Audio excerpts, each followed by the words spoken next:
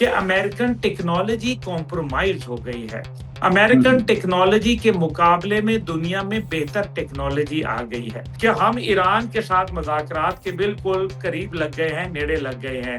लेकिन ये American president हैं, ये इस तरह से रंग बदल रहे हैं। कल को गिरगिट भी कहेंगे कि गिरगिट का नाम तो फजूल में बदनाम है, लोग कहेंगे जी डोनाल्ड ट्रंप की तरह रंग बदलते हैं। असल में 3600 सैंक्शंस ईरान के ऊपर अमेरिका की जानिब से आयद हैं। अमेरिका चाहता है कि लबनान के ऊपर कार्रवाइयां जारी रहें। आज पाकिस्तान की एम्बेसी बरतानिया में मुजाहरा हो रहा है, कश्मीरी कौम हमारे खिलाफ खड़ी है। मुहाजिरीन की आप सीटें खत्म कर दें तो आप तो एक सूबा बन जाएंगे पाकिस्तान का। अगर आप वहां से उसका स्टेटस खत्म करवाएंगे तो आपको सस्ती बिजली नहीं मिलेगी, आपको सस्ता आटा नहीं मिलेगा, आपको सब्सिडी नहीं मिलेगी, आपको टैक्स के अंदर 60% छूट नहीं मिलेगी। अस्सलाम वालेकुम नाज़रीन, मोहम्मद कज़ाफ़ी में तो फिर हाजिर है नया दौर के प्लेटफॉर्म से। नाज़रीन, इस टाइम जो सूरत हाल चल रही है, मुझे लगता है कि अब्दुल्ला गुल के अलावा कोई ऐसा खास हमारे पास गेस्ट नहीं है कि जो इंटरनेशनल मामलात पे जो इस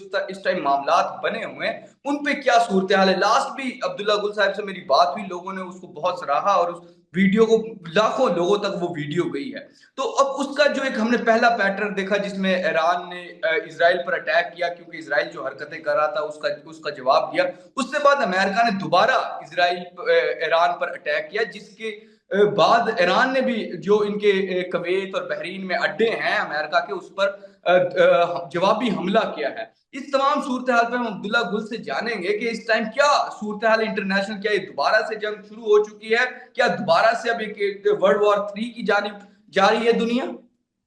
बिस्मिल्लाहिर्रहमानिर्रहीम। बहुत बहुत शुक्रिया कदाफी साहब, आपने मुझे मदऊ किया। मैं अपने तमाम जो हमारे चाहने वाले हैं, मैं उनका बहुत दिल से ममनून हूँ, शुक्रगुजार हूँ, जो हमारी वीडियोस को देखते हैं, पसंद फरमाते हैं।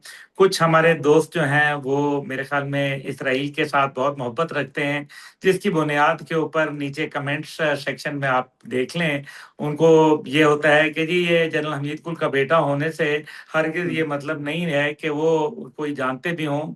तो भाई मेरे इंटरनेशनल न्यूज़ पढ़ लिया करें, आप मेरी बात को मत तस्लीम करें। लेकिन मैं आज आपको ये भी बताना चाहता हूँ कि मैं सरबराह हूँ एक पॉलिटिकल पार्टी जवानान पाकिस्तान का। मैं इससे पहले अल जज़ीरा कतर को, उनका थिंक टैंक को हेड कर चुका हूँ। कोई मेरे आर्टिकल जो थे वो बकायदा अमेरिकन प्रेसिडेंट जो है वो पढ़ते थे, उनके अप्रिसिएशन लेटर मेरे पास मौजूद हैं।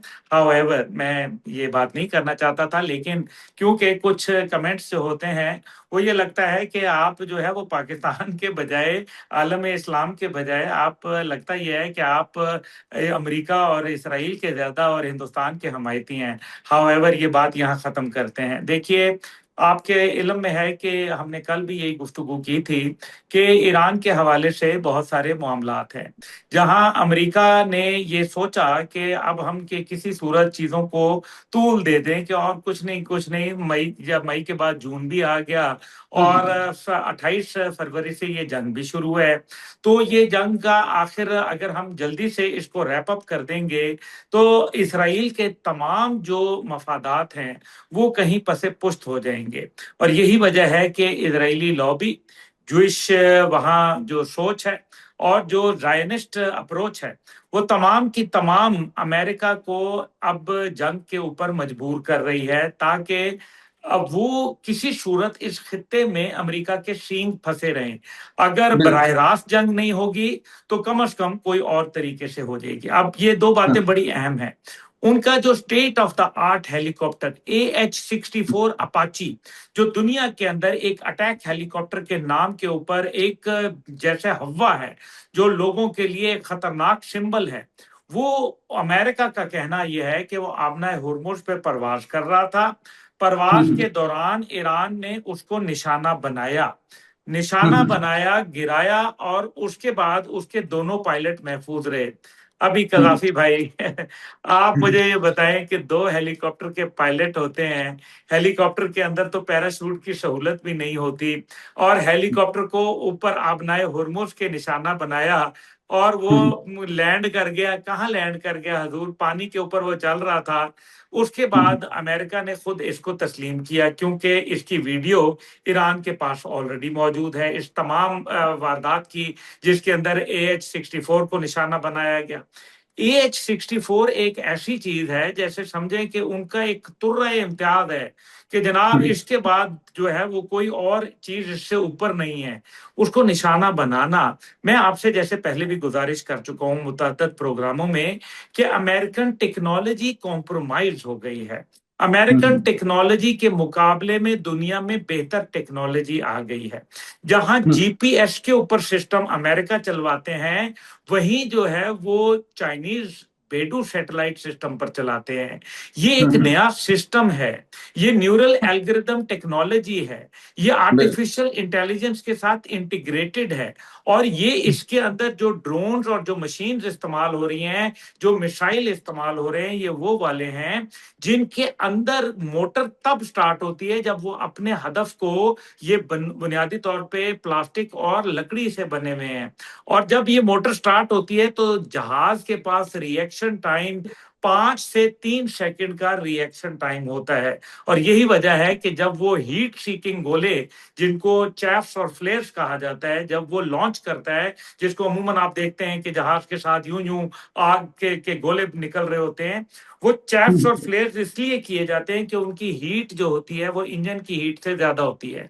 लेकिन क्योंकि वक्त की किल्लत होती है, तो वो एकदम जो जो चैफ्स और फ्लेयर है उनके साथ जब वो टकराता है मिसाइल या ड्रोन, तो नतीजा ये निकलता है कि वो जब धमाका होता है तो उससे जो जहाज होता है, जिस तरह से F-35 गिरा था, जिस तरह से मिग जो F-15 था वो गिरा था, ये वो तमाम बातें हैं जिसकी बुनियाद के ऊपर अब अमेरिका को मुश्किलात है टेक्नोलॉजी के मैदान पे।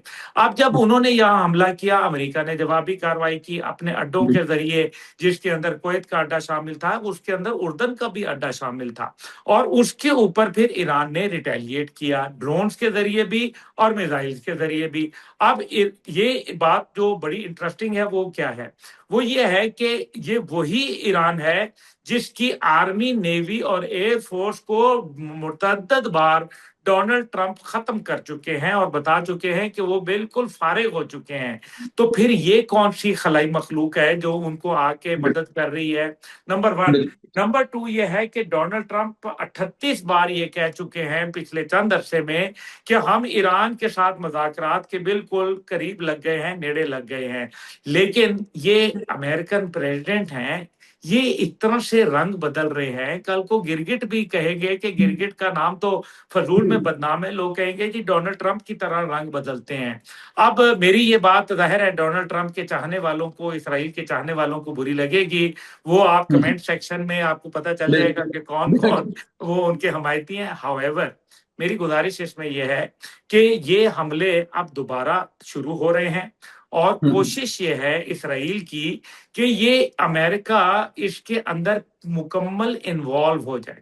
लेकिन इसके अंदर एक मुश्किल है, मुश्किल ये है कि अरब दुनिया इसके लिए तैयार नहीं है। दूसरी जानिब हौसी जो है, जिनको हुती कहा जाता है यमन के, उन्होंने बाबल मंदब बंद करने का ऐलान कर दिया हुआ है, और वो कहते हैं कि हम मजीद अगर देखेंगे और उसके बाद हम बंद कर देंगे। जहां से सऊदी अरब जो हमारा बरादर इस्लामी मुल्क है, उसका तेल की एक बड़ी तरसीलात वहां से गुजरती हैं, तिजारत होती है।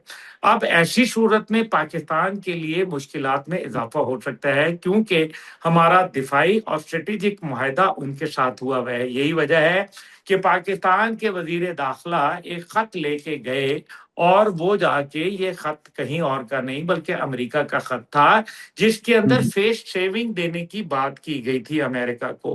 वो खत वो चाहे ईरान के पास लेके गए, लेकिन मेरा ख्याल है कि ईरान ने कहा कि जी फेस सेविंग नहीं, लेकिन सच्चाई के ऊपर बात होनी चाहिए। आपने हमारे साथ ज्यादती की, हम न्यूक्लियर को 0% एनरिचमेंट पे ला रहे थे, आपने फिर भी हमला कर दिया। हम जो है वो JCPOA के joint comprehensive plan of action 2015 के ऊपर मान गए थे, आपने फिर वायलेट किया। हम जो है वो आपकी तमाम 3600 ये लफ्ज मतलब वो उस मैं मुहावरत नहीं बोल रहा, असल में 3600 सैंक्शंस ईरान के ऊपर अमेरिका की जानिब से आयद हैं। उन्होंने कहा आपने वो भी लगाई, हम खामोश रहे, लेकिन अब नहीं, क्योंकि अब इजराइल जो है बराह रास्त हमले कर रहा है और इजराइल लबनान के ऊपर रोक नहीं रहा मामला। और अगर अमेरिका ये कह रहा है कि जनाब डोनाल्ड ट्रंप साहब कहते हैं कि जी मैं तुम्हें जो है वो तुम मेरे जो है वो नाफरमान हो गए हो, तुम जो है वो थिक स्किन हो गए हो, नेतन्याहू की बात कर रहा हूं, तुम जो है वो एहसान फरामोश हो, ये बातें ये मेरे ख्याल में डोनाल्ड ट्रंप साहब को अपने जात के लिए तो ठीक है, लेकिन दुनिया अब उनकी ये चूरन को अब खरीदने के लिए तैयार नहीं है, क्योंकि उनकी मर्जी से। मैं गुजारिश करता चलूं, जो जितने भी अमेरिकन जहाज हैं दुनिया के अंदर, दुनिया में जहां भी अमेरिकन असला है, खास तौर पे मिसाइल है या रॉकेट्स हैं, उनके अंदर एक सोर्स कोड होता है, एक ऐसा कोड होता है जो कि उसका जहाज का ब्रेन समझा जाता है। अगर अमेरिका पीछे से सोर्स कोड बंद कर दे तो वो जहाज और वो मिसाइल, वो आप समझें कि वो बिल्कुल फुसफुसे होके रह जाते हैं।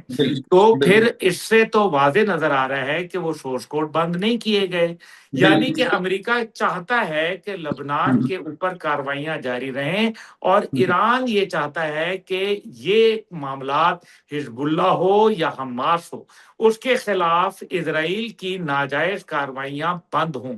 ये है उनका लुब्बे लुबाब, जिसकी बुनियाद के ऊपर ये जंग एक तीसरी आलमी जंग की जानिब गामजन है हर गुजरते रोज के साथ। बिल्कुल सर, अब जितना इसको तवील मुद्दत होगी, जितना इसको टाइम हो गया, जितनी लंबी ये जंग चली गई है, तो बहुत सारे लोग कहते हैं कि अब ये जल्दी खत्म नहीं होगी, ये इसी तरह तवील होती जाएगी, और ना सिर्फ इसका आस्ता आस्ता इस तरह की चीजें बढ़ेंगी जिस तरह अभी रिसेंटली हुआ। तो इस टाइम जो ईरान ने कुछ हमले किए हैं, जो अमेरिका अड्डे हैं इधर गल्फ में, उनकी क्या सूरत हाल है इस टाइम? सर बात यह है कि अमेरिकन तकरीबन 17 बेसेस में से 13 बेसेस जो हैं वो तबाही का मंजर पेश कर रहे हैं। अब्दुल्ला गुल नहीं कह रहा, CNN की रिपोर्ट देखें, मेरे वो नादान दोस्त जिनके लिए मैं ये बात कर रहा हूं, वो CNN की रिपोर्ट देखें जिसमें वो कह रहे हैं कि इराक के जो कुवैत का अड्डा है वो घोस्ट टाउन बन गया है, भूतों का घर बन गया हुआ है। ये उनकी पूरी वीडियो रिपोर्ट मौजूद है, और ये फिफ्थ फ्लीट वहां बहरेन के अंदर मौजूद थी जिसको खंडर बना दिया गया है।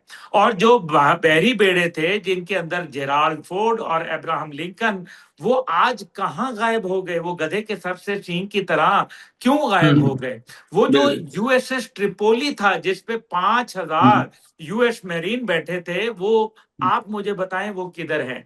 वो जो माइन स्वीपिंग ऑपरेशन शुरू करना था कि जनाब माइंस क्लियर करनी है, बारूदी सुरंगें जो है वो क्लियर करनी है आबना हुरमुज से, वो ऑपरेशन जिसके लिए कहा गया था डोनाल्ड ट्रंप की जानिब से कि हम इसको दिन और रात यानी कि 3 शिफ्टों के अंदर इस पे काम किया जाएगा, इसके ऊपर ट्रिपल द एफर्ट्स कर दी जाएंगी, वो आज माइंड स्वीपिंग पूरी दुनिया की किसी एक रिपोर्ट में आप मुझे बताएं जहां ये लिखा हो कि माइंड स्वीपिंग ऑपरेशन शुरू हो गया। वो USS जो सैन डियागो था, जो कि एम्फीबियस ऑपरेशंस के लिए मशहूर था, वो कहां चला गया?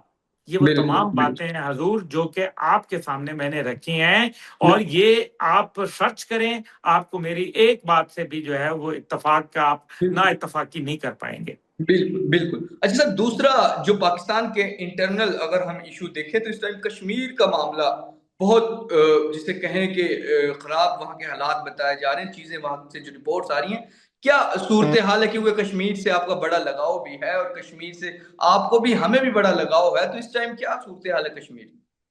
सर मेरी तो पार्टी तहरीक जवानान कश्मीर वहां बिल्कुल रजिस्टर्ड है और इलेक्शन बिल्कुल लड़ेगी इंशाल्लाह ताला। देखिए, मैं उन लोगों में से था जब अवाम के हकूक की बात I joined Awami action committee की जानिब से, तो मैंने लब्बैक कहा और मैंने उनका साथ दिया, और मैंने कहा कि जनाब ये बात आपकी दुरुस्त है, अवाम को उनके हकूक मिलने चाहिए, करप्ट माफिया, करप्ट हुकूमत, करप्ट प्रैक्टिसेस, करप्ट इंडिविजुअल्स और पॉलिटिकल पार्टी और निजाम, इसको खैरबाद होना चाहिए। यहां तक मैं साथ था, लेकिन मैं ये भी कहता रहा कि आइए भारत मुर्दाबाद का नारा मेरे साथ लगाएं।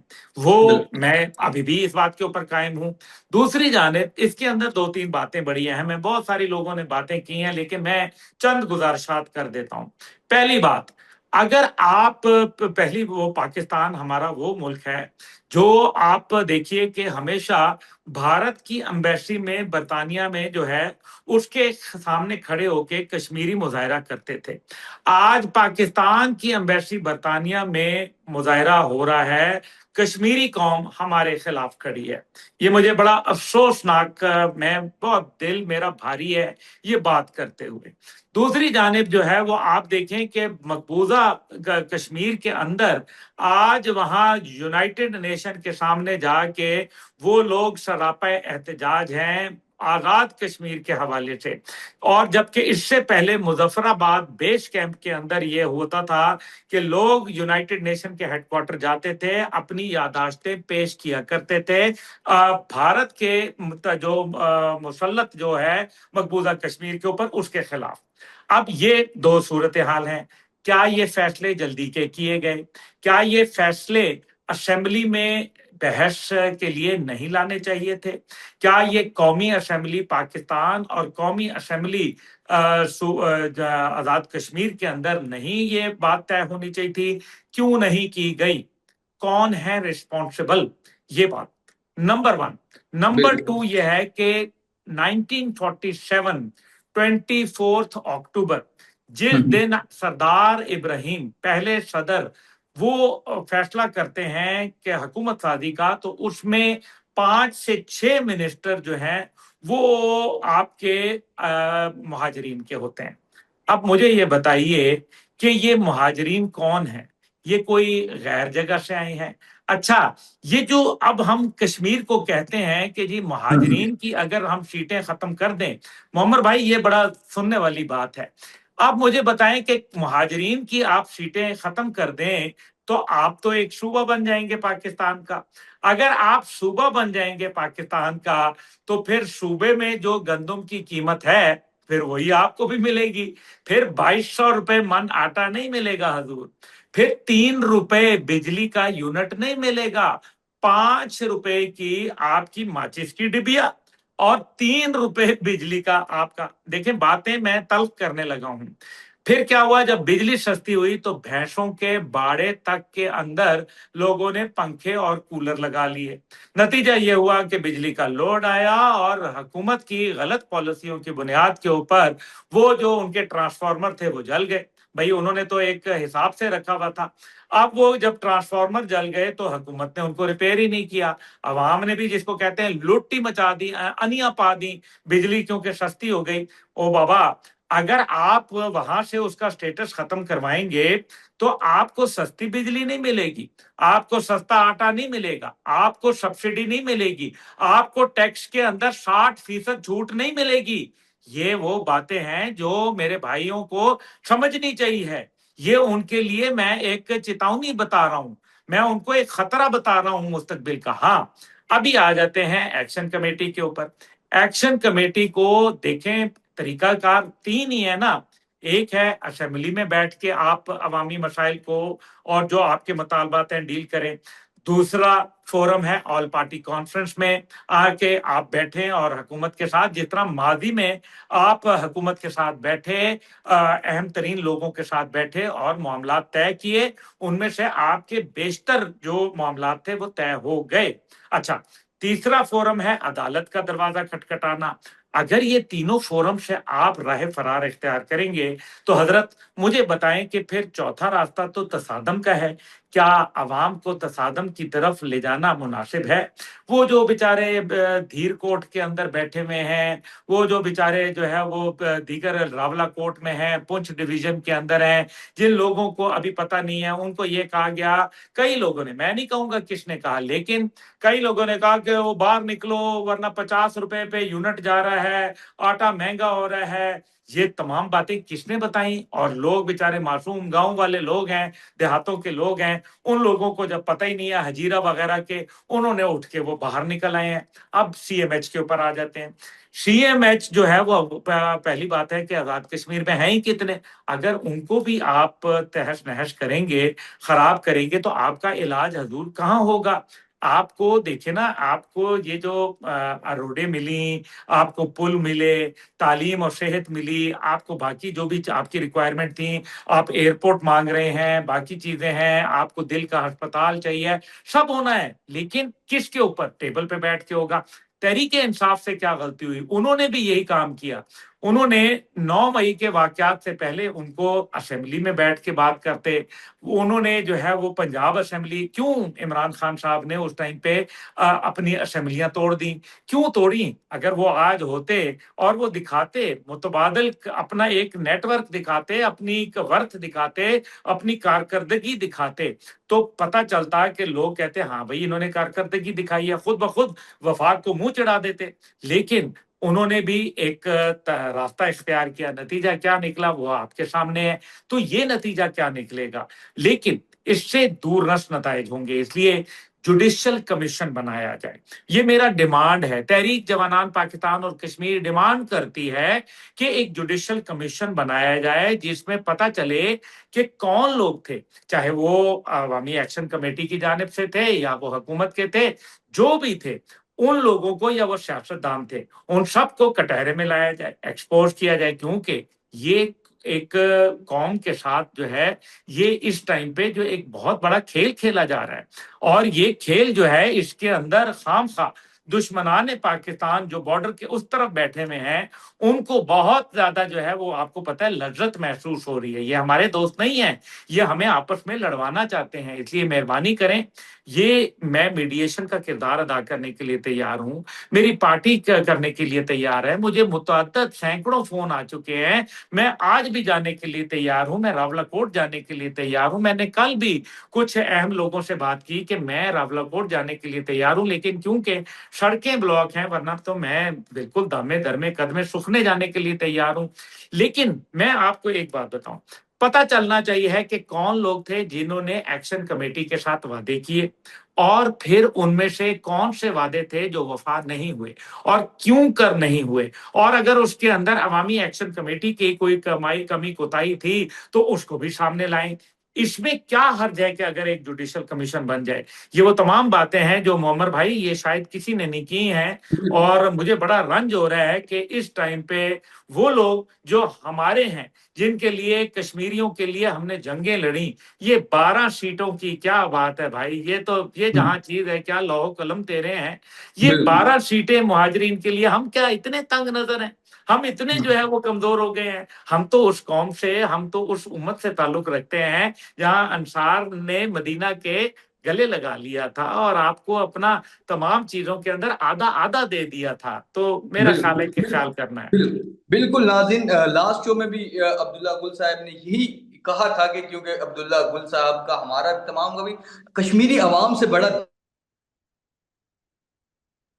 दोबारा भी मीडिएशन का किरदार कहा है कि मैं अदा कर सकता हूं, अगर अब्दुल्ला गुल के ये पैगाम किसी तक पहुंचे, और अगर वो चाहते हैं कि अब्दुल्ला गुल ये काम करें उनके लिए, तो अब्दुल्ला गुल हाजिर हैं। और हम चाहते हैं कि पूरा मन दोबारा से हमारा कश्मीर हो, और कश्मीरी हमारे भाई हैं, और हमें पर हमारा अगर एक, कोई चाहे तो सही, बात तो बिल्कुल ये है कि अगर कोई चाहे, अगर बिल्कुल प्लान ही यही हो कि जनाब दोनों अतराफ में कि जी ठीक है, जो होता है फिर हो जाएगा, लेकिन अगर हम्म अगर वाकई देखें, हम्म अफाम और तफहीम और जमहूरी रास्ता आप कभी भी ना छोड़ें, ना बिल्कुल हुकूमत छोड़े, ना ना, जो है वो ऑपोजिशन छोड़े, और ना ही अवामी एक्शन कमेटी और अवाम कश्मीर की छोड़े।